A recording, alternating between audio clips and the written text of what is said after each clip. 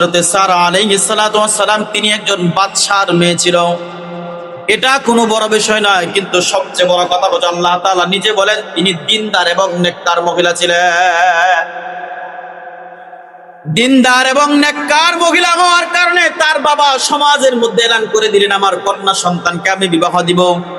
কেউ যদি আমার কন্যা সন্তানকে বিবাহ করতে চায় তাহলে যেন তারা আমার কন্যা সন্তানের জন্য বিবাহের প্রস্তাব নিয়ে আসে। হযরতে সারা আলাইহিস সালাতু ওয়াস সালামের জন্য বিবাহের প্রস্তাব সমাজের মধ্যে ঘোষিত করে দেওয়া হলো। মুফাসসিরিনে কেরাম কেউ 40 দিনের কথা লিখছে, কেউ 1 মাসের কথা লিখছে, যে 1 মাস পর্যন্ত মানুষগুলা প্রতিদিন আসতে লাগলো, কেউ না কেউ বিবাহের প্রস্তাব দিতে লাগলো। কিন্তু তো হযরতে সারা আলাইহিস সালাতু ওয়াস সালাম যাকে দেখে তার কোনো পছন্দ হয় না। তিনি তো এমন একজন মানুষের জন্য অপেক্ষামান যাকে আল্লাহ তাআলা প্রতিদিন স্বপ্নে দেখায়, যাকে প্রতিদিন স্বপ্নে দেখায়, যাকে তিনি স্বপ্নে দেখেন তার চেহারা বাস্তবের সাথে মিলে না। না মিলার কারণে তিনি প্রতিদিন অপেক্ষা করেন কখন সেই লোক আসবে, আমি তাকে ছাড়া তো বিবাহ করতে পারবো না, আমি তো তাকে প্রতিদিন স্বপ্নে দেখি, আমার মালিক তো আমাকে স্বপ্নে দেখায়। সারা আলাইহিস সালাতু ওয়াস সালাম লম্বা সময় যখন দেখলেন, ইব্রাহিম আলাইহিস সালাতু ওয়াস সালাম আল্লাহর কাছে দোয়া করে, ও দয়ার মালিক আল্লাহ, দুনিয়াতে সবাই তো বিবাহের জন্য সিরিয়াল ধরেছে রাজার বাড়িতে, আমিও কি প্রস্তাব একটা দিব কিনা? আল্লাহ তাআলা বলল, ইব্রাহিম তুমি দাও, তোমার জন্যই আমি ব্যবস্থা করে রাখছি। ইব্রাহিম আলাইহিস সালাতু ওয়াস সালাম বললেন ঠিক আছে।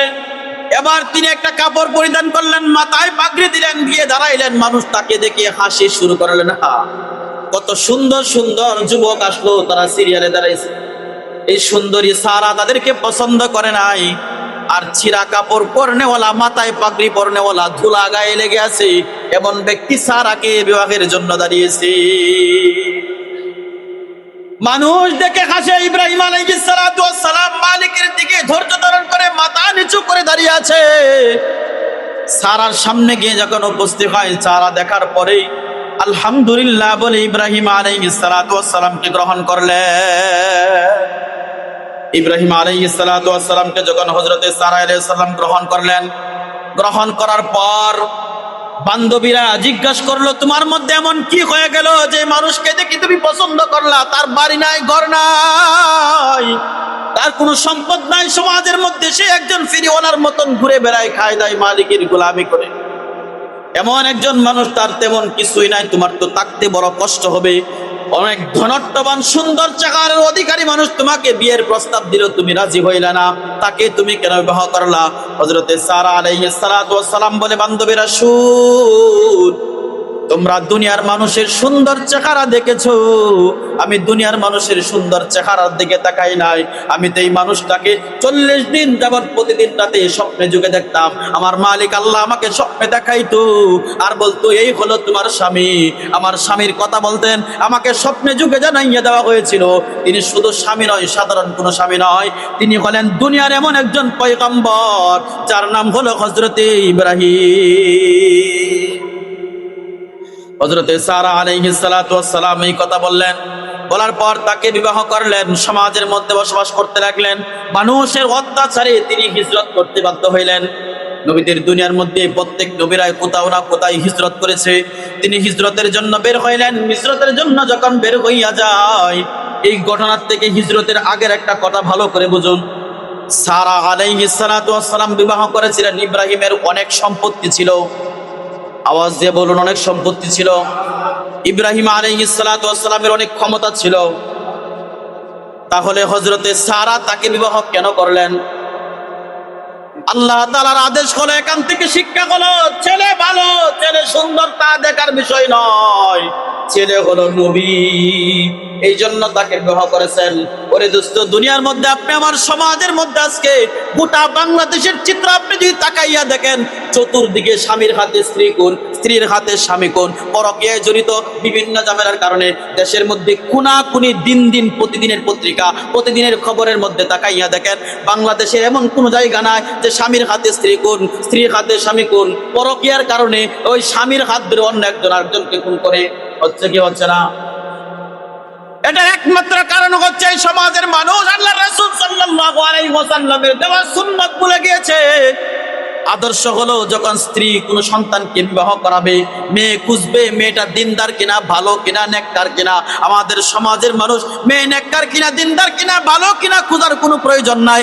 আগে খুঁজে মেয়ের বাবার টাকা আছে কিনা, মেয়ের বাবার ক্ষমতা আছে কিনা, মেয়ের বংশটা বড় আছে কিনা, লাঠিওয়ালা আছে কিনা, লাঠি মারতে পারবে কিনা, জেলে গেলে বদমাশি করে ছুটাইতে পারবে কিনা।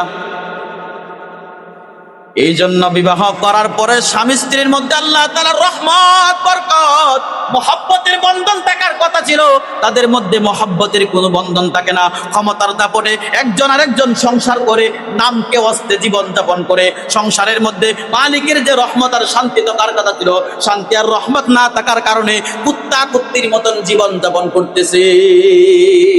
এটার নাম সংসার না। মুসলমানের সংসার এটা হতে পারে না।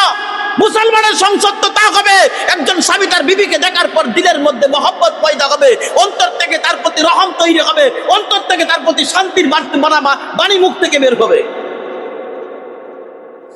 এটা ছিল মুসলমানের সংসার। আল্লাহ তাআলা আমাদেরকে ভালো বুঝার তৌফিক দান করুন। হযরতে সারা আলাইহিস সালাতু ওয়াস সালামকে তিনি নিয়ে হিজরতে বের হলেন। এমন এক জায়গায় হিজরত করলেন যেই জায়গার মধ্যে, মিশরের মধ্যে আগেরকার সময়ের মধ্যে মিশরের যত বাদশা ছিল সবাইকে ফেরাউন বলে রাখত। এটা বাদশাদের একটা উপাধি ছিল। ওই বাদশা বড় লম্পট ছিল।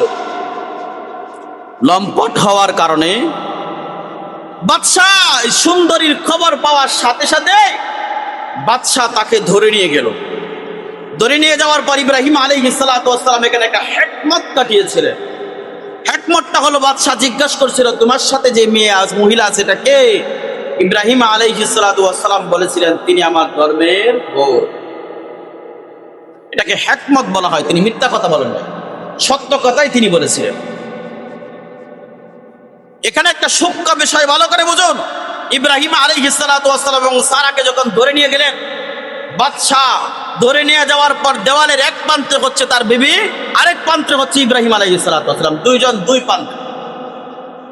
এবার ইব্রাহিম আলাইহিস সালাতু ওয়াস সালাম যখন এই প্রান্তে তাকে আল্লাহ তাআলা তার দিল খুলে দেয়, দিল চোখটু খুলে দেয়, ওই পারে তাকলেও সারার সাথে কি হইতেছে তিনি দেখতে পায়। বলুন সুবহানাল্লাহ। আল্লাহ তাআলা বলেন ওয়া কাযালিকা নুরি ইব্রাহিমা মালাকুতাস সামাওয়াতি ওয়াল আরদি ওয়ালিয়াকুনা মিনাল মুমিনিন। আমি আল্লাহ তাআলা ওয়া কাযালিকা নুরি ইব্রাহিমা মালাকুতাস সামাওয়াতি ওয়াল আরদ। আল্লাহ তাআলা বলেন ইব্রাহিম যখন এখানে দাঁড়াইয়া থাকে, দাঁড়াইয়া ইব্রাহিম দুনিয়ার সব দেখতে পায়। আমি আল্লাহ ইব্রাহিমকে তখন এমন শক্তি দিয়েছিলাম সারার সাথে কি করতেছে তাও দেখতে পায়।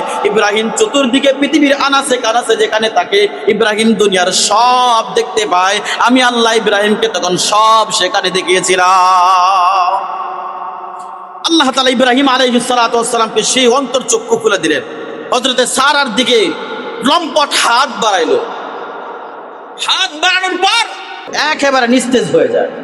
এমন নিস্তেজ হয় যে হাত বাড়িয়ে আর কিছু করবে ক্ষমতা রাখে। যখন বিছানায় পড়ে থাকে, যখন কষ্ট শুরু হয়, সারার কাছে ক্ষমা চায় যে আমাকে তুমি মাফ করে দাও। তুমি আল্লাহর কাছে দোয়া করো আল্লাহ যেন আমাকে সুস্থ করে দেয়। তিনি দোয়া করলেন, আল্লাহ তাআলা সুস্থ করে দিলেন। লম্পট আবার হাত বাড়াই, আবার আল্লাহ তাকে একই অবস্থা করলেন। আবার দোয়া করলেন, তিনবার তিনি হাত বাড়াই।